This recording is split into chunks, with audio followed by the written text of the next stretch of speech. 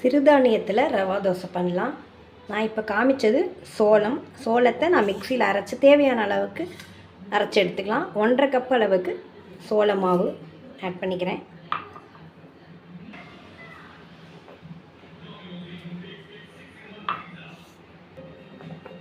அரை கப் அளவுக்கு அரிசி மாவு, 1/4 கப் அளவுக்கு ரவை, இதுக்கு தேவையான உப்பு, கருவேப்பிலை, கட் பண்ண இஞ்சி, மிளகு, ஜீரகம் நான் போட்டுக்கிறேன். நீங்கள் தேவைப்பட்டால் மிளகு வேண்டாம் அப்படின்னா பச்சை மிளகா போட்டுக்கோங்க கட் பண்ணி. நம்ம ரவா தோசைக்கெலாம் எப்படி கரைப்போமோ அது மாதிரி வாட்டர் சேர்த்து இது கரைச்சிக்கோங்க.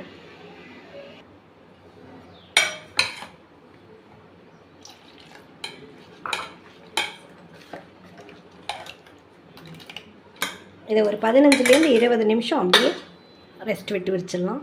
எனக்கு நடுவில் ஒரு சட்னி பண்ணுறேன், அதையும் நான் இதை வீடியோ எடுக்கிறேன்.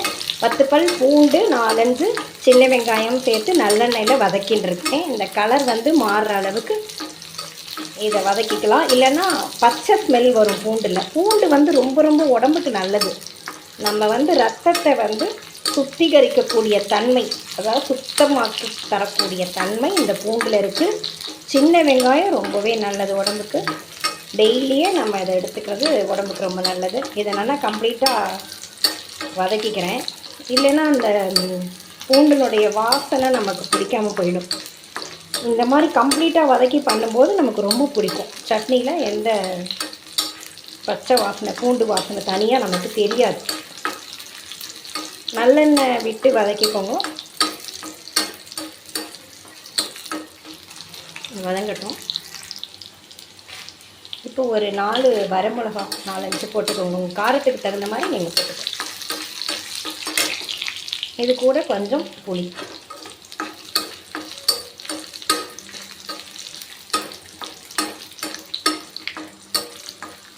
தோசை இட்லிக்கு ரொம்பவே இது ஆப்டாக இருக்கும். நீங்கள் வந்து இதை ஸ்டோர் பண்ணி கூட வச்சுக்கலாம். நிறையா பண்ணிங்கன்னா ஸ்டோர் பண்ணி வச்சுக்கலாம். வதக்கி வச்சு ஆஃப் பண்ணிவிட்டு ஆற வச்சு இதை அரைச்சிக்கலாம்.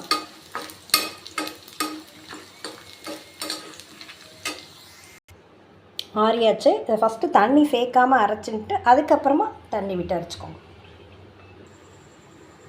ஆல்ரெடி வறுத்த ஆயிலே இருக்குது, அதனால் கடுகு வெடிக்கட்டும்.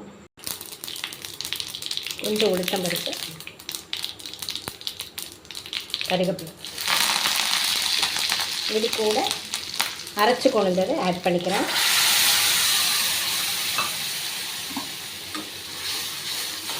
அகைன் இதை வந்து இந்த மாதிரி பண்ணணுமா அப்படின்னா தேவையில்லை. எனக்கு கொஞ்சம் அந்த பச்சை வாசனை இருக்குமோ அப்படிங்கிற ஒரு டவுட்டுங்கிறனால நான் இந்த வாண்டியில் கொஞ்சமாக போட்டு கொஞ்சம் ஃபியூ செகண்ட்ஸ்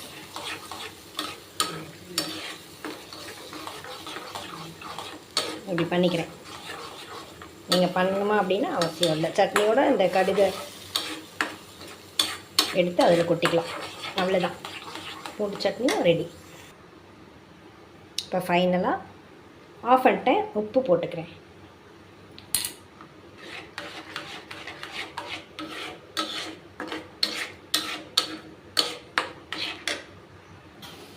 இப்போது இந்த ரவா தோசை மாவு நான் கொஞ்சம் ஜலம் விட்டு கரைச்சின்னு இருக்கேன், நமக்கு தோசை ஊற்றுற அளவுக்கு. அதனால் நீங்கள் ஒரு 15-20 நிமிஷம் ரெஸ்ட் விட்டதுக்கப்புறமா இந்த மாதிரி கரைச்சி எடுத்துக்கோங்க. கல் நல்லா ஹீட் ஆனதுக்கப்புறமா நம்ம தோசை குத்தினோம்னா நல்லா வரும்.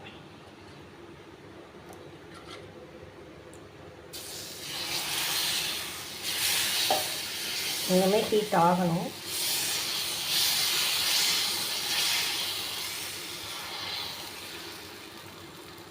இதுக்கு தாராளமாகவே ஆயில் குத்தணுங்க, அப்போ தான் உங்களுக்கு டேஸ்ட்டாக இருக்கும். நீங்கள் பொடி பொடியாக கட் பண்ண வெங்காயம் கூட நீங்கள் இதில் மாவோட ஆட் பண்ணிக்கலாம்.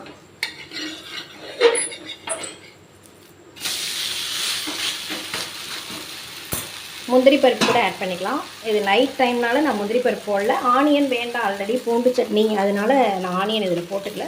நீங்கள் வேணுன்னா நீங்கள் போட்டுக்கோங்க. ரொம்ப கிறிஸ்பாகவே இருக்குது.